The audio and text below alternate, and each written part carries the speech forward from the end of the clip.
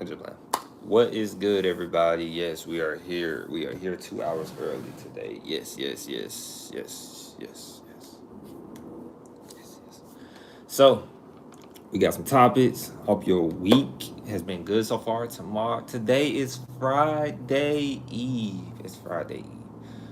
It's Friday Eve. Yes, we are live streaming. Yes, it's Friday Eve. So I hope y'all ready for the weekend. Once again, hope y'all week was good. Let me know. It's about you and not about me. It's about you and how you gonna get and work toward how you gonna work toward that debt free degree. It's about you. It's about you saving money in college, saving those dollars. All right. So we're gonna talk about, of course, we are about to talk about. I think this was breaking news, but we're gonna talk about the college that settled. It's funny because we were just talking about this college in graduate school. They are an interesting college, very interesting college, which is University of Virginia. So I'm about to do the disclaimer.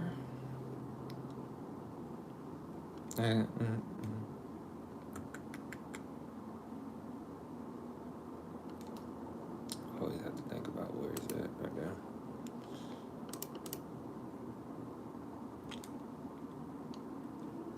All right. Disclaimer: the videos presented here are for informational purposes only, and therefore, if you are to choose to attend the institution, please do your own research and consult with a specialist at the institution you are interested in. I am not a financial aid specialist, academic advisor, or representing any institution.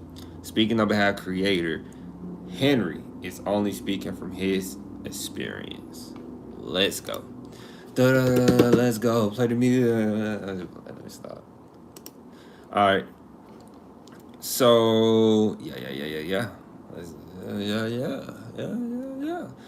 All right. So y'all know I get my source from Chronicle Higher Education. I feel like adding one more to it. Actually, I feel like adding one more to it, but that's another discussion for another day. So, all right. So apparently, the Trump administration has its first deal with a public college in its campaign to reshape higher ed with the civil rights enforcement. Now, I usually don't talk about civil rights and things of that with race and all that, but I'm starting to develop a little bit. I'm still nonpartisan, but I'm still developing. I'm still developing. So I'll talk about it a little bit. But it says the federal government reached an agreement with the University of Virginia that will end its civil rights investigations into the flagship if the institution upholds the deal terms for 3 years. So if the University of Virginia upholds their end of the bargain pretty much for 3 years, I don't know what they get out of this, but we're gonna find out. Of course, your boy got the document. Can y'all see the document? Of course y'all can't. Of course y'all can't see the document. So in the future, when we be like, y'all can see the document, the real one's gonna be like, I remember when we used to can't see the document. So yeah. So they got some highlights in here from it, but I'm gonna go before I read the highlights from it. I'm gonna give you a little context about the University of Virginia before I even go into the document. Now I'm gonna have it pulled up, but I'm gonna give you a little context about the school. I'll zoom in. Right now I'm in Adobe.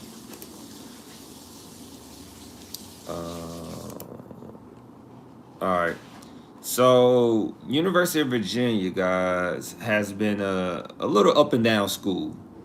It's actually considered pretty elite. It used to be considered elite. I don't know if they're still considered an elite institution, but University of Virginia used to be an elite school. It used to be adjacent to Ivies. That's how elite they were at one point. I don't know if they still hold that weight once again. The school was founded by Thomas Jefferson. To give a heads up. So a lot of things which I'm learning as I keep talking about, I like to apply things that I learned so I can remember it and then retain it. We're actually talking about the organizational structure, like the organization of the institution of University of Virginia or any other school. It could be like UGA, Georgia Tech, it could be a University of Florida, it could be Ivy, it could be any school. So this class I had to write my midterm actually on this school, about a situation they had back in like I think 2012, 2013, if I'm not mistaken, or earlier. It's about they past president, and their past president actually, what was her name? I think her name was Teresa. What's good with you, G? I think her name was Teresa. I'm gonna just say Teresa UVA, and she should pop up. President. I forgot her name. That's her name. Yeah, Teresa Sullivan.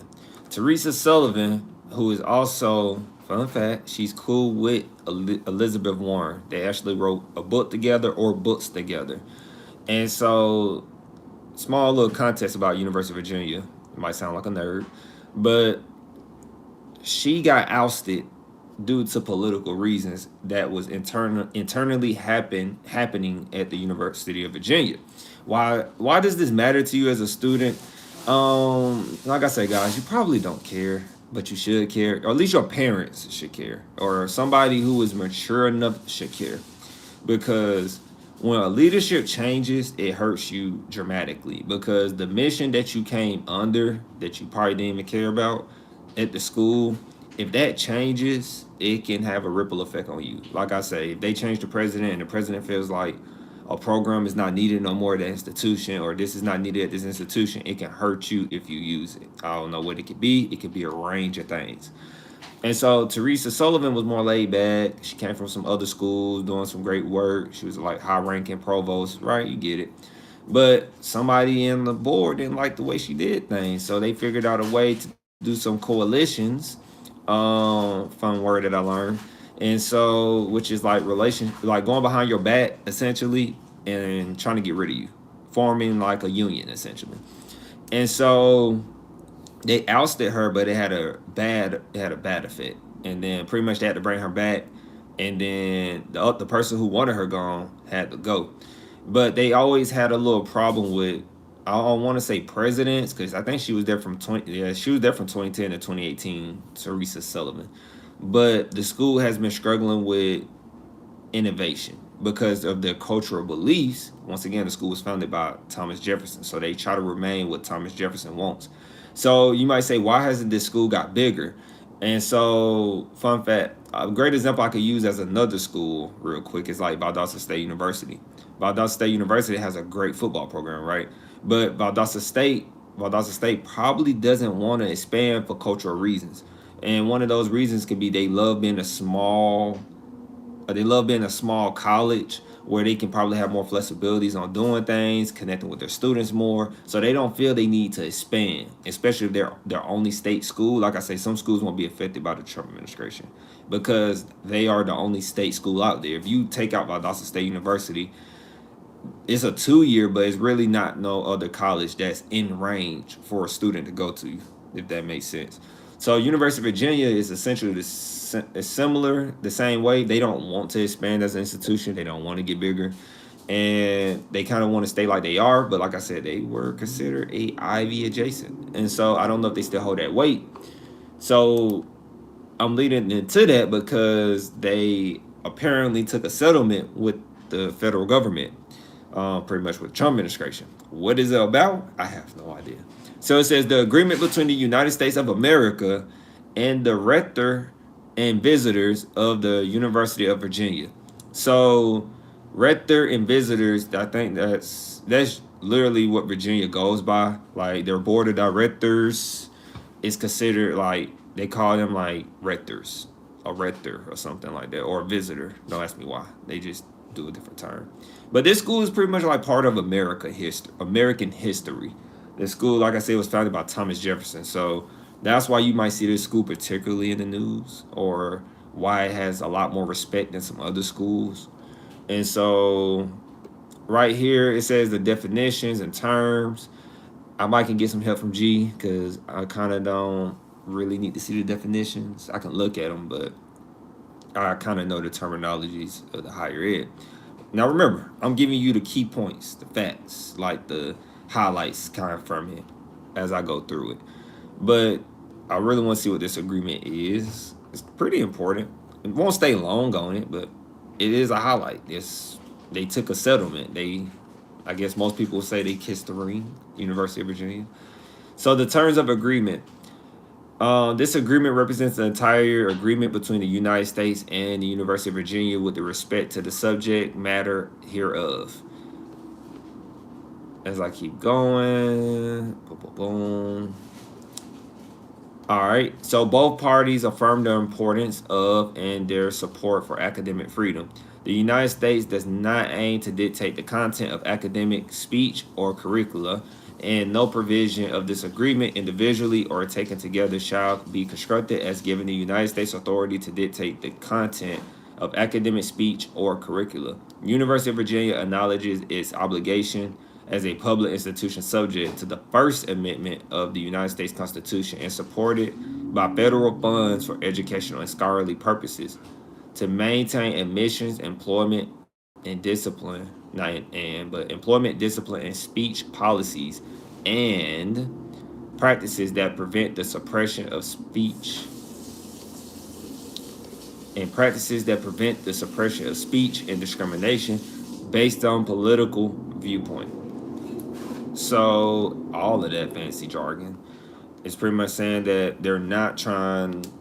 The United States saying there, or federal government is saying that we're not trying to dictate your academic freedom. Like we just want to take out essentially. This sounds like they're aiming at the DEI situation with everything. So they're trying to say, look, we don't want to have hands on with your institution. We just want to have a little bit of hands on it. But as we keep going, what's another one that seems intriguing? They're talking about the civil rights. I really want to see, because they're talking about unlawful discrimination, federal funding, which is important. So in a concise way, guys, because like I said, I don't like the waste jargon. I like you to know why you need to start at a 2-year and bridge to a 4-year, and how I can save you $10,000 more and help you have a great return on your investment and jumpstart your life like Michael Jordan jumping from the free throw line. In a concise way, I believe this settlement is aimed at DEI stuff because they're talking about the civil rights, they're talking about unlawful discrimination, like people getting promoted, but pretty much based on they're not saying it directly, but pretty much based on it was discriminated that this person got promoted over this person. And they're talking about equal employment opportunity. So a student or parent gonna be like, this ain't got nothing to do with me. I don't want to watch this channel. So I'm just keeping that in mind.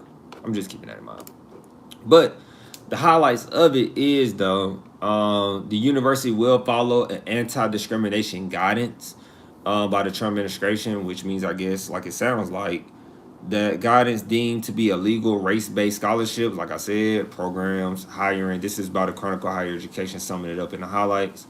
Hiring, promotion. So they're not promoting you based off your race. They're not factoring in like blah blah blah blah. Remember, like if your only way you're gonna get promoted is if you're really deserving of it, essentially. And so that's pretty much what that settlement is about. Like we talked about kissing the ring. That's why all these Ivies have been getting sued and thrown through the ringer, right? So in a short way, in a concise way, skipping to the bigger picture. Okay, right here, actually, this is interesting real quick. I want to say this. It says the Trump administration argue other institutions should take note. We appreciate the progress that the university has made in combating anti-Semitism and racial bias. Assistant Attorney General Harmit K. Dillon, I think that's how you say that, said in a statement, other American universities should be on alert that the Justice Department will ensure that our federal civil rights laws are enforced for every American without exception. So this is more for my employees out there who are going through this. I do want to build this community also for staff members and professors. I went to a social the other day. Won't specify where, but I went to a school social, and to get an inside look and hear about what professors have to say about things, it's interesting. And let me tell you now, since G is in the chat, let me tell you now, professors there's no game plan right now on this. And what I mean by, like, remember I always say you can't play this by the rules. Like I'm a strong believer in, like, when you started a 2-year and bridged to a 4-year, guys, I was not playing by the rules at all. I was not going to a 4-year. Anything traditional, my mind kind of it veers the other way. I don't know why, it just does that. Because deep down, I understand that some things in life wasn't intended for me to go that same path as somebody else who was brought up here, if that makes sense. And like, if you were born privileged, it doesn't matter if you were or you wasn't. I'm just telling you from my perspective, and anybody else who's going to go through that I am not connected to the Wi-Fi, and I just seen it stop for a second. I had to catch myself. Am I good? Am I good? It's always something. I feel like somebody be listening. They be messing me up. So I remember I left off though. You can't do everything. You can't do what somebody else is doing. Somebody might, like I say, somebody else can start at a bigger university than you and still come out with a great return on investment in college. You can't do that probably. And if you think you can, you're gonna have a rude, what's that word? A rude awakening, or you're gonna have a hard time. And so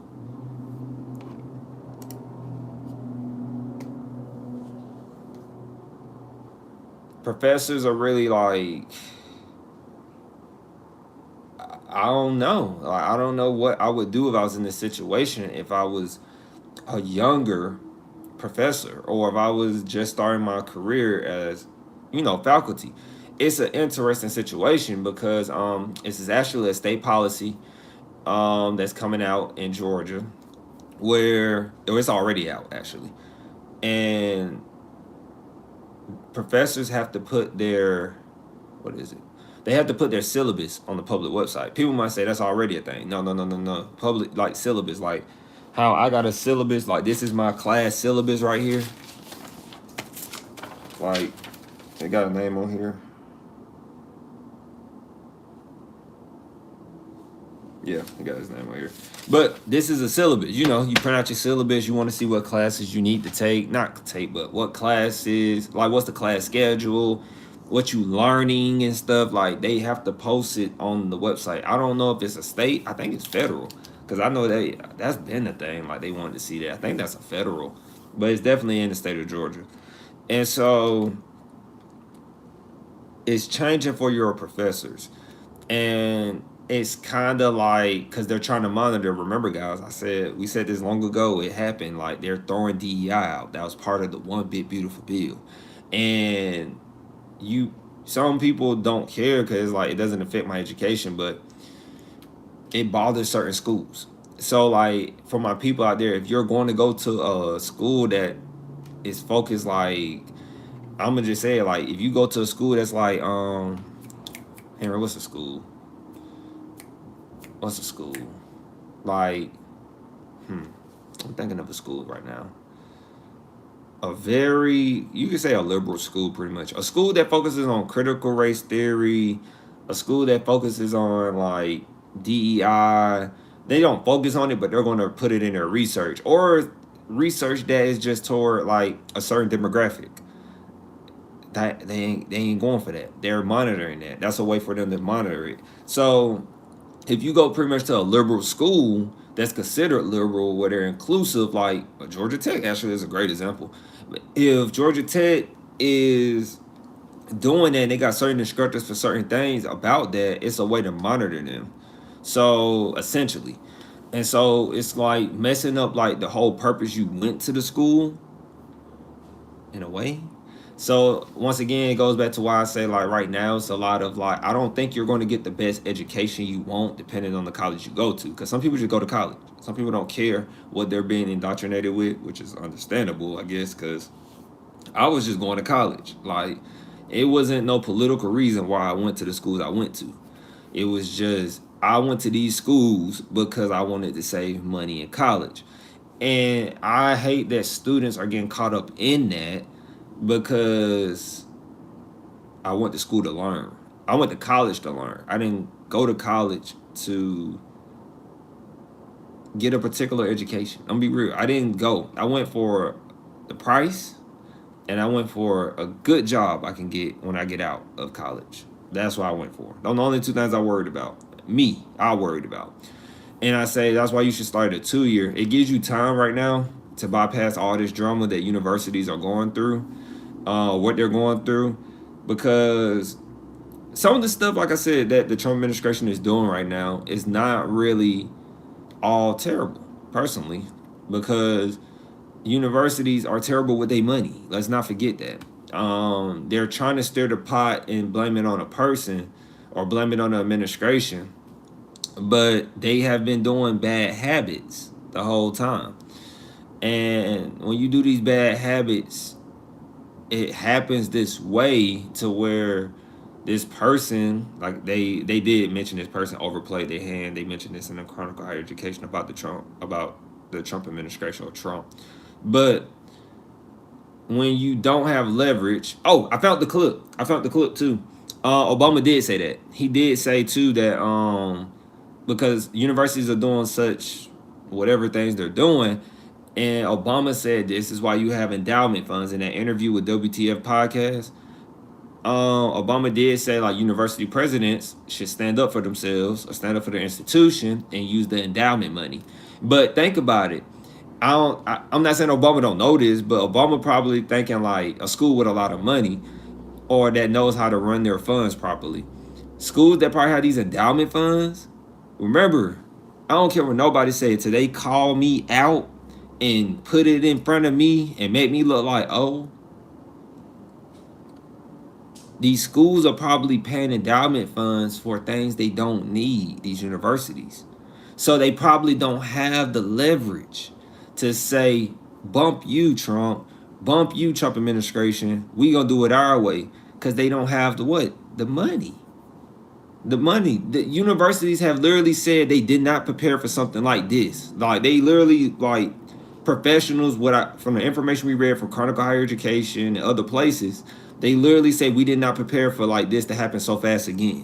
What do they mean by that? Like they had the pandemic, they didn't prepare for the pandemic. Then now they got the Trump administration hammering them down. So they really didn't have no time to recover and recruit and get their numbers up, bring in more money, bring in more funds. Right then it gets hard to really ask for funds because somebody might have a particular, like, what's that word? A particular political view, and then you might can't get certain funds right now because they might be obligated and attached to the Trump administration, so they're not going to even donate funds to this particular school when they used to. You see, like people switch up when different administrations happen. That come with the territory, I guess. So it's a ripple effect. It will hurt students. It will hurt parents. Why? Because prices are going to go up in college institutions. And this is why it just builds my case on why you should start at a 2 year, then bridge to a 4 year. I never really directly answered about the crisis of correction by Dr. Preston Cooper. I do think we're in a correction a little bit. I can agree with that. But at the same time, I do think it still is a crisis. Because when you're going over when you're following old acts like the Higher Education Act of 1965 and it wasn't renewed since 2007 or 2008, you're kind of in a crisis, in a limbo, because students don't even want to take out student loans no more, and schools are still pushing it, essentially. And students are smart enough to know I'm not taking out student loans. I'd rather drop out than take out student loans. Trust me. So, and that's just going off an infield experience. That's going off infield experience. That's not my outfield experience. That's infield, talking to students on a day-to-day basis. So, and that's at a 2 year, by the way. That's at a 2 year. So people need to, not people, I think they should really, they are concerned. Universities are concerned. I really feel like as an employee, if you do work at a university, I wouldn't work at a university right now.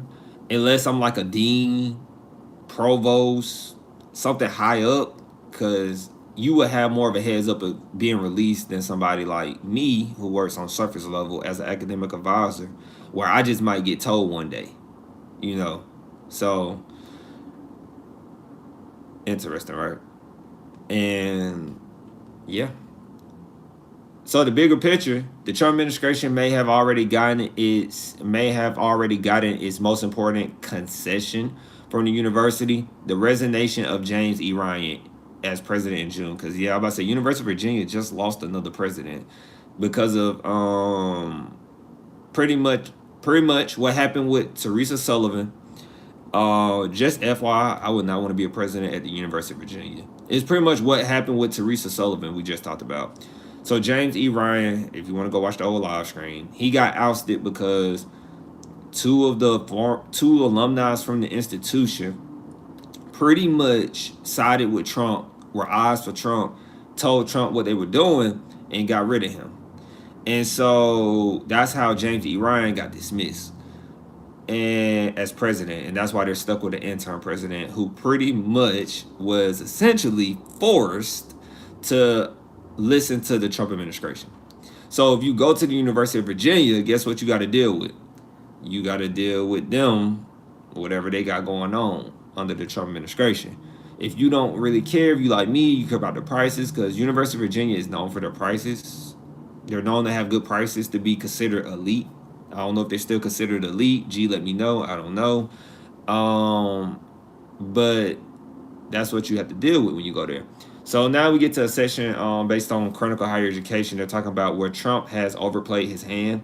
It says politicians tend to interpret electoral victories as mandates from voters to enact their policy platforms. And modern U.S. presidents tend to misread. It says, and modern U.S. presidents tend to misread those mandates as broader than they actually are. So that dynamic holds true for the Trump administration, higher ed agenda, new polling suggests. It says Americans overwhelmingly reject federal control of higher ed. Americans overwhelmingly reject federal control over higher ed. It says according to a survey results released yesterday by the Public Region Research Institute and Brookings Institution. Never heard of those. It says some 70% don't think the Fed should have the authority to dictate admissions, faculty hiring, and curricula. Key parts of the various deals the president has cut and tried to cut to reshape higher ed. Now, granted, I do wonder, real quick, that 70% that don't think the Fed should have authority. I don't know. Personally, let me know in the chat. I don't know the Fed should have authority. I feel like they should have been to control because, like I said, I don't like the way universities are constructed personally. That's just my personal opinion. But they shouldn't be doing it how they're doing it, though, if they do get the control. But it's always going to come with that. We actually talked about that in school. I know I'll be citing school, but people power trip, man. When people get power, they say people change when they get some type of power. When they get power, they say people change gradually. And it is a true thing. I learned that from the military as well. When people get to certain powers, they change. Some for the better, some for the worse. So I can understand where that comes from. You would beat me in a debate about that. I wouldn't debate that. The Fed shouldn't have too much, but the Fed should be definitely reconstructing like the way universities are working, because it's just awful right now. And so even 58% of Republicans disagree with such federal power. Interesting. It says more than 8 in 10 Democrats and 3/4 of independents felt this way. And I'll post that one because they worded that one a little where it sounded like it came off weird.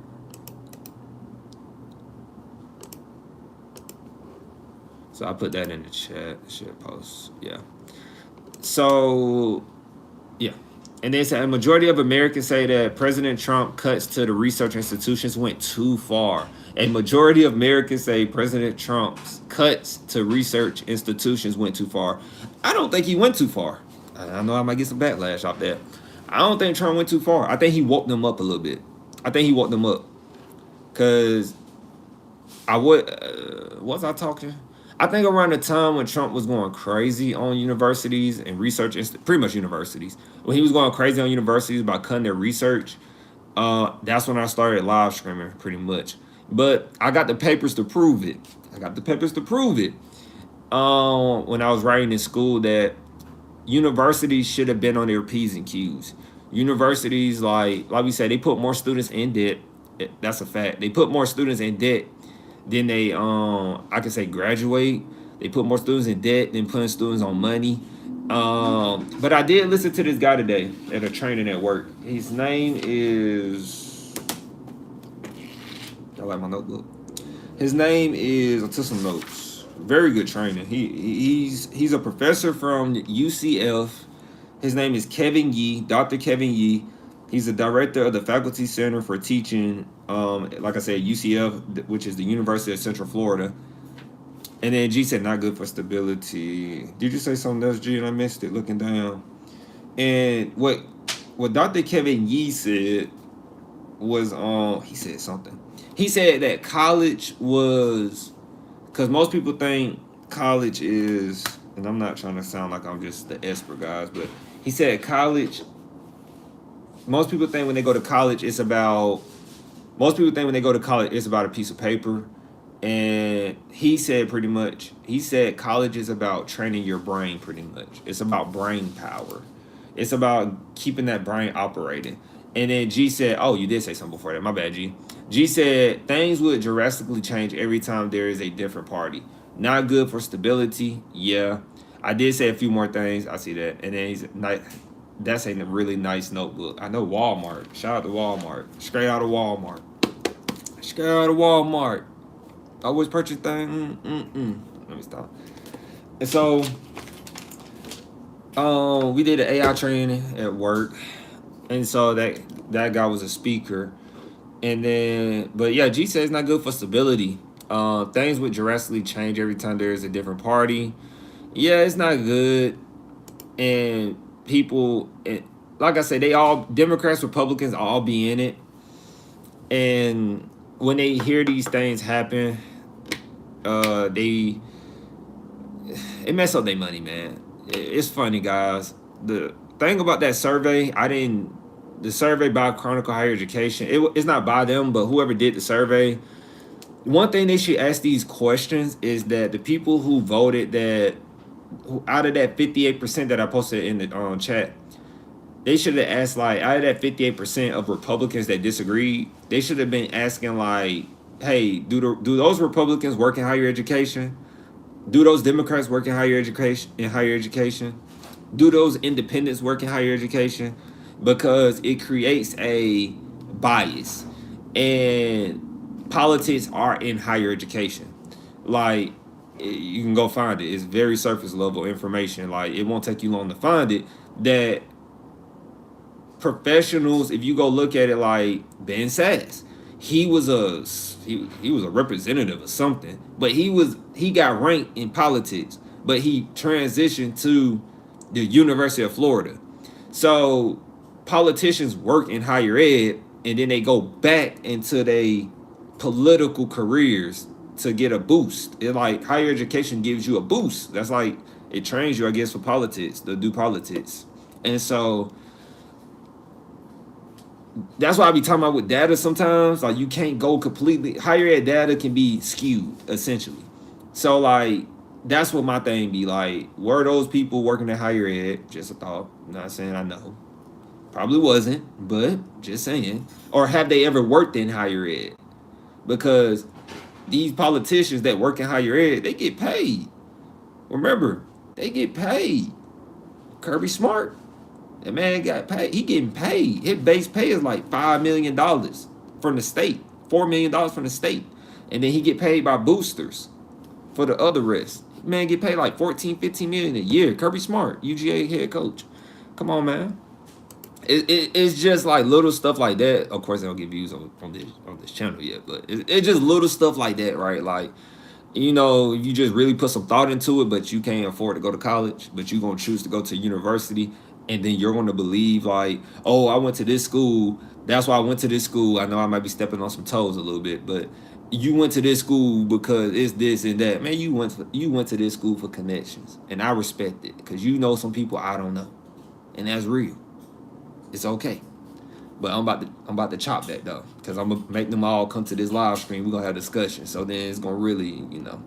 And G said, the government just changes too much or too slow to have that kind of power.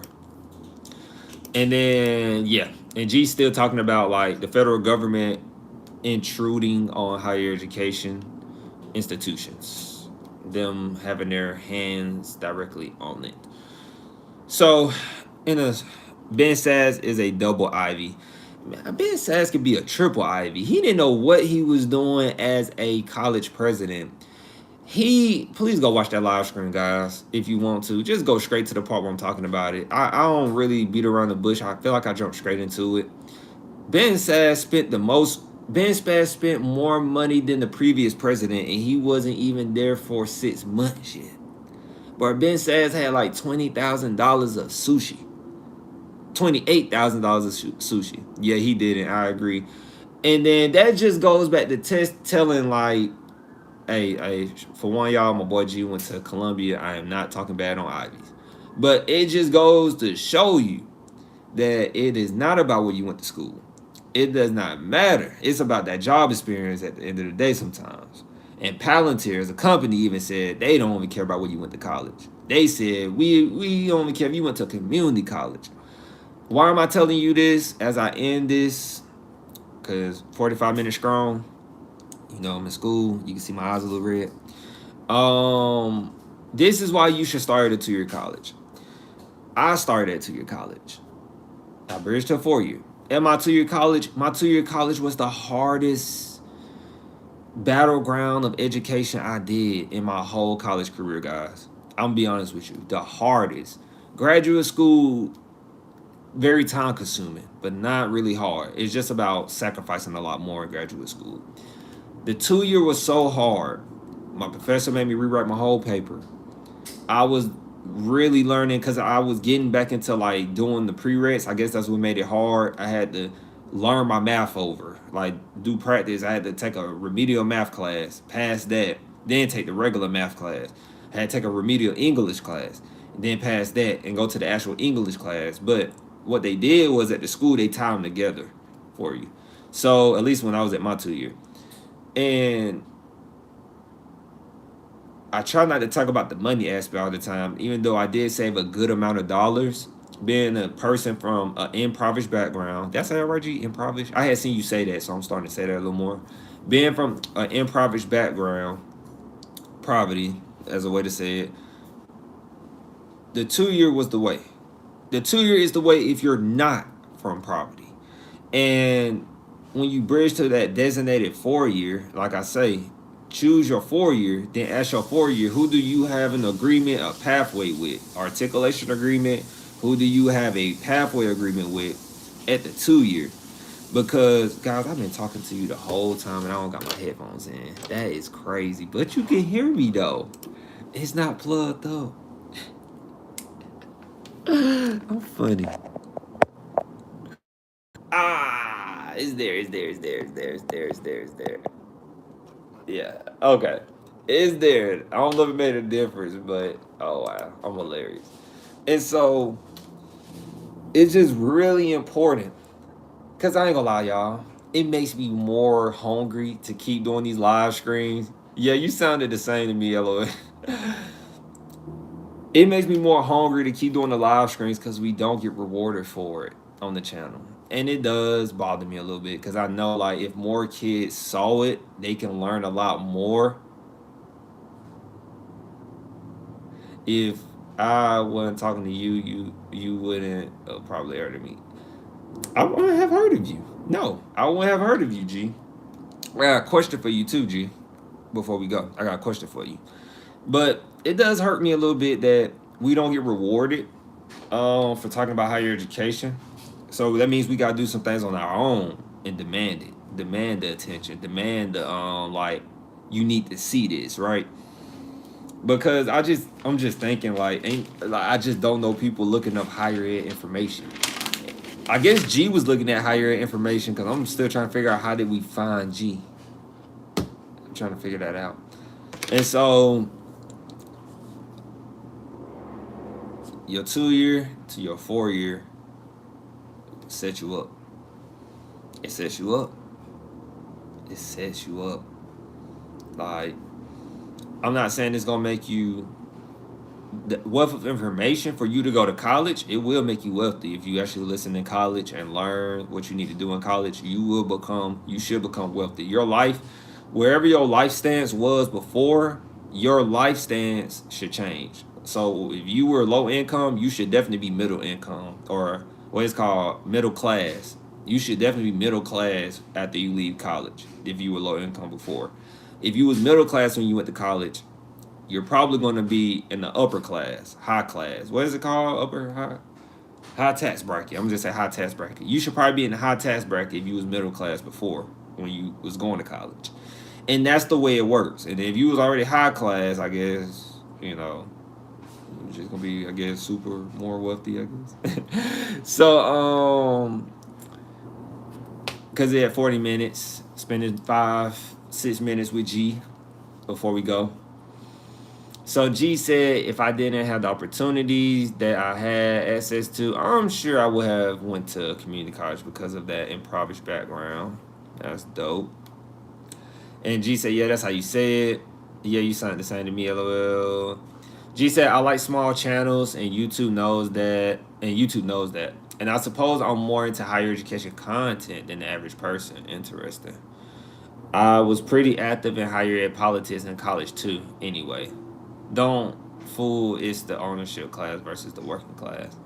Don't fool, it's the ownership class versus the working class. What you mean by it's the ownership class versus the working class? And G, I got a question.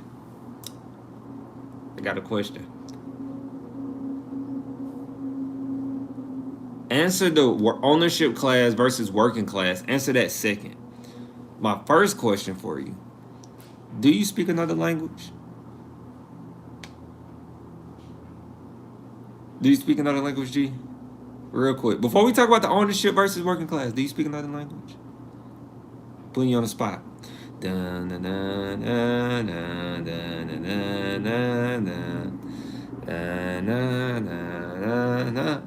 G, speak another language. All right, G. I think we found you. I'm saying it. I think we found you. I did some digging yesterday. I think I found you, G. I think I found you. You speak 4. Yeah, I think.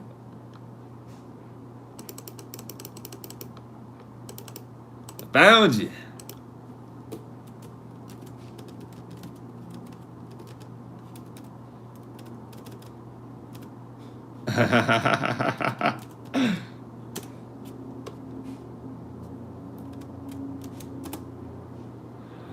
I can't say that, G. I can't say that. I can't say that. I can't say that. I'm gonna be honest with you. I think my girl had found you though. I think my girl found you. Let me give a hint. I'm gonna give you a hint, G. I don't want to say your name. I don't want to say your name.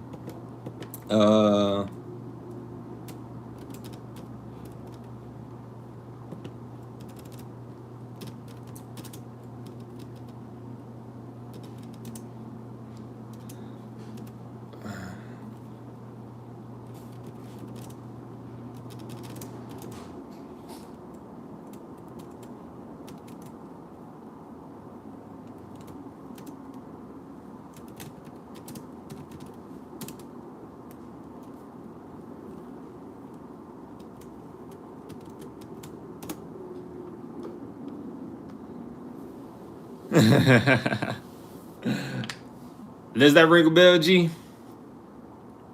G said, I knew she was smart. G said, I knew you was smart and I ain't even met you, Al.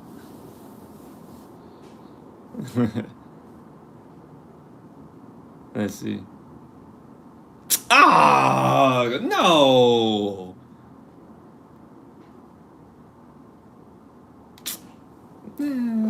G. Nah. But who is that? I may know them. Al, he said that wasn't him. Swiper, no swiper. But real quick, G, before we go, what did you mean by Don't be fooled. It's the ownership class versus the working class. Real quick, what you mean by that?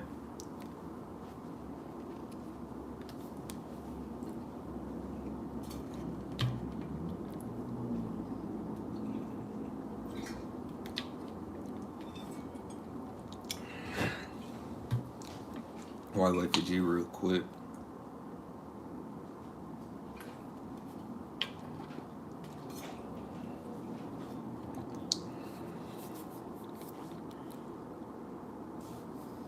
Let's see. As I wait for it to come in, I don't know why it takes so long to come in. Like, I know G man typed it. Okay.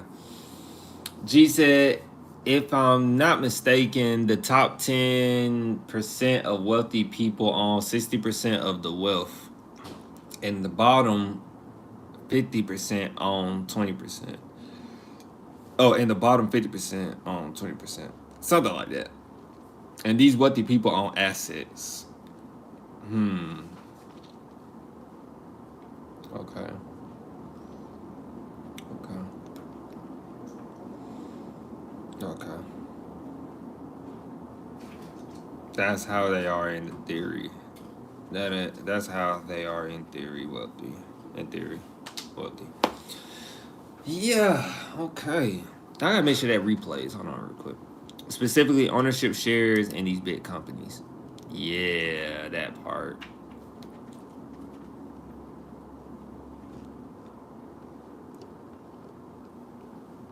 Let me see something real quick. Yeah, it's supposed to. It said it does. So. And then G said that we use every day, more or less.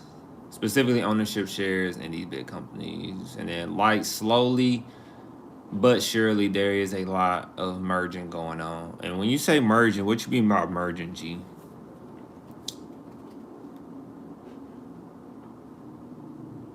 And before long, we will, in theory, have to go with the big guy. Now, you talking about that conspiracy? That's conspiracy part there. And what's the name of that? You got the name of that guy you found? It was from that program, G. That what LEDA LEDA. Like, for instance, Netflix might be buying Warner Brothers. Yes, I seen that. I seen that. It was on that LEDA website. G, just look for the initials H and J. They were under the scholars. They were under the scholars tab. You're making me work, G. You're making me work right now.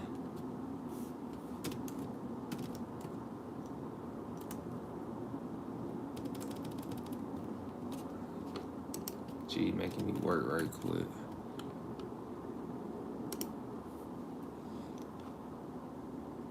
G said, "Yep, I speak 4 languages." Oh, we got him. We got him. Sorry, that's not me. That's not you. That's not me. Before we go, but the kicker is data. G said the kicker is data. I think we talked about this. You did. You sent me the link, actually. It's in my notes on this paper that I had to go through and find. Where you found it at last time? With the scholars.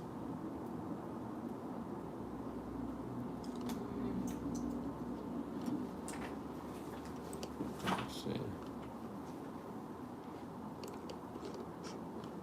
Probably done though. That was it. Our staff. Okay. Here you go. Before we go, yeah, right here. That's that name. I just saw it.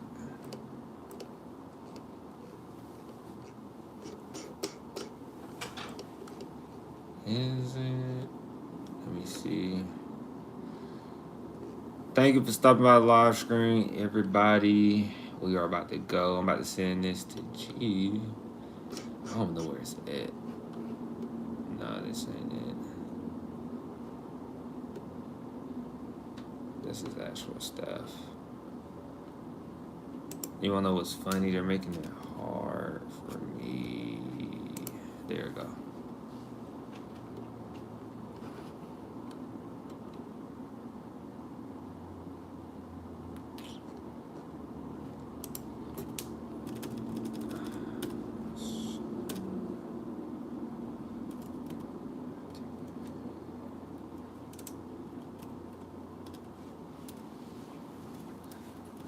Just typing.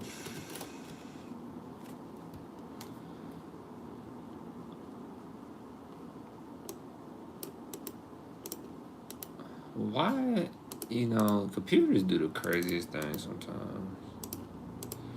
Sometimes they do.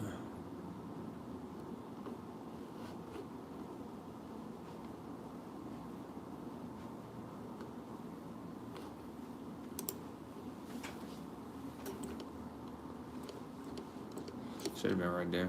But here, G. Here the first name.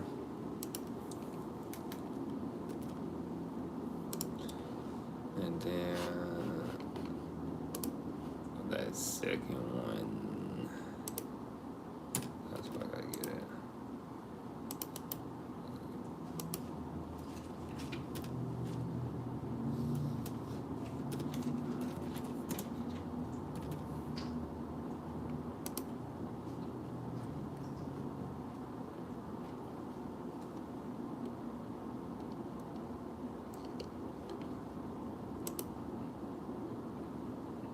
Yeah.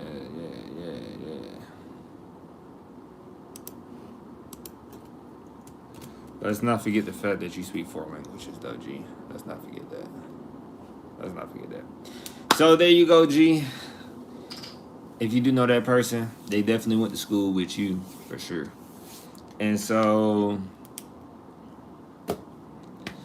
I appreciate everybody that stopped by the live stream. I feel like we had a pretty good stream, solid, nothing crazy. Yeah, we thought that was you. We definitely thought that was you. We inching closer though, very close. However, because I want you to eventually find me. Don't worry.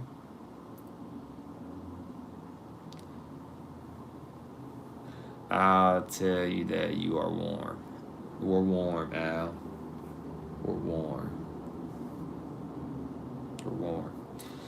Appreciate everybody stop by. Appreciate G specifically. G, I think people don't like that I be talking to you so much, G. But people just gotta join the live stream, come talk higher education with us. And bring some of these informational, they're a higher ed professional, K-12 professional. If they're a prospective student, they need to come. Because the questions they might have about a college, we might can answer or break it down or come to a conclusion if they got questions, if they have problems internally with the school they're in. So we will be back tomorrow. Tomorrow's Friday.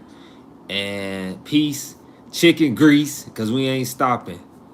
And then G said, LOL, when you get big, they won't have to worry about it, LOL. Appreciate that. See, man, thank you. See, that's what I'm talking about.